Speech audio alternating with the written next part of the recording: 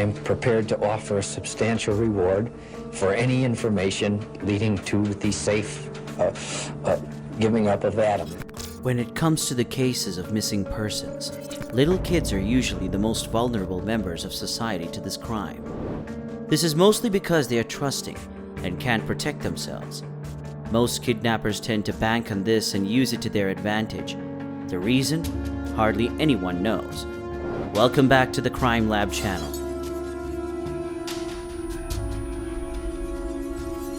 In today's video, we're going to look at Adam's mysterious disappearance and how it relates to Elizabeth Smart. When you consider Elizabeth Smart's story, one thing becomes quite clear. Half the time, the kidnapper ends up being someone the kid knows. While this was the case for Elizabeth, it didn't apply to Adam's story. Let's take a closer look at the story. Adam Walsh was a 6-year-old American child who lived in Hollywood, Florida, along with his parents, John and Revé Walsh. On the afternoon of July the 27th, 1981, Adam went on a shopping trip with his mother, Rev, to the Hollywood Mall in Hollywood, Florida. They went to the Sears department store at the Hollywood Mall because Rev wanted to ask about a lamp on sale. She left Adam at a stall with Atari 2600 video games on display, where several other boys were taking turns playing them. At around 12:15 p.m., Rev completes her business on the lamp department and went to fetch her son, only to find out that Adam and the other boys had disappeared. A store manager informs her that the boys had a little scuffle over whose turn it was at the stall, and a security guard demanded that the boys leave the store. According to the store manager, the security guard had asked the older boys if their parents were present, and they said they were not. Based on that information, Rev speculated that her son had been too shy to speak to the security guard, who had assumed that he was with the other boys and made him leave by the same door the boys had entered. This door was the Sears west entrance, which was quite different from the north entrance through which Adam and his mom entered. His parents believed that after the other boys dispersed, he was left alone outside the store at an exit unfamiliar to him. When his mother could not find him in the store, she had him paged on the mall's public address system. She continued to search for him throughout the store. Coincidentally, she ran into her mother-in-law, Jean, who joined her in the search for Adam.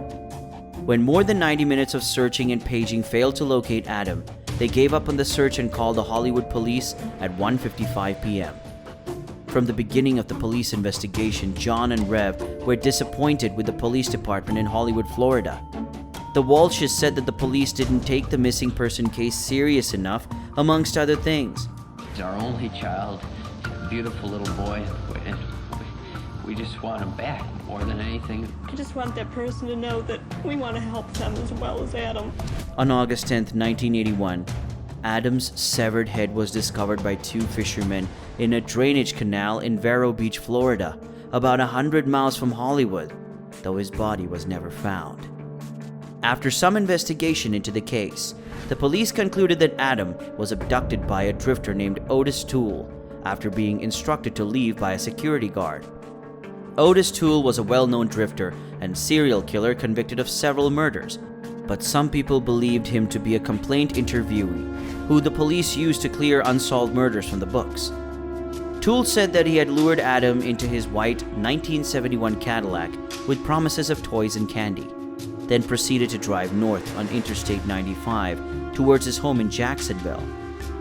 Toole also said Adam was quiet and obedient at first, but later began to panic as they drove on. He said he punched Adam in the face, but this made matters worse, so he knocked Adam unconscious. While Adam was unconscious, he drove north on the Florida Turnpike to a deserted service road just north of the Rodabog Road overpass in northwest St. Lucie County.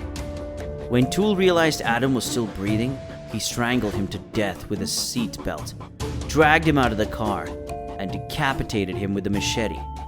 He also claimed to have incinerated the body in an old refrigerator when he returned to Jacksonville. Toole also claimed that he wanted to make Adam his adopted son, but that was not considered achievable. Another reason why John and Rev were disappointed with the police department in charge of the case was that the couple believed that the police messed up the murder investigation along with the missing persons case. One reason for this belief was that the source of the blood found in Toole's car during the investigation could not be identified. Later in the investigation, the police also lost the blood-stained carpet from the car. The machete said to have been used to decapitate Adam, and eventually the car itself. In October 1983, Otis Toole, then an inmate at the prison in Rayford, Florida, confessed to Adam's abduction and murder, and also implicated serial killer Henry Lee Lucas in the crime. However, investigators soon discovered that Henry Lucas couldn't have been involved because he was in jail in Virginia when Adam was kidnapped. Toole then admitted he had carried out the crime on his own, and police announced they had found Adam's killer. The police refused to be specific about their evidence and did not note any DNA proof of the crime, but said an extensive review of the case file pointed only to Toole, as John Walsh had long contended.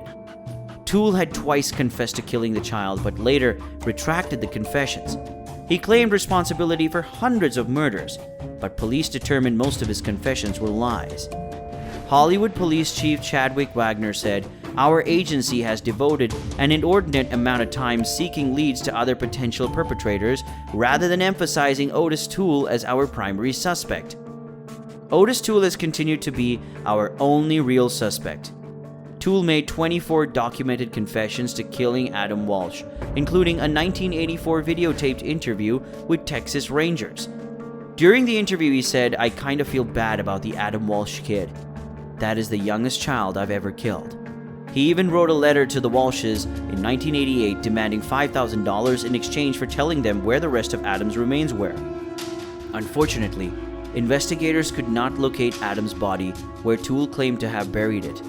And without any physical evidence, the Florida state attorney couldn't prosecute the case.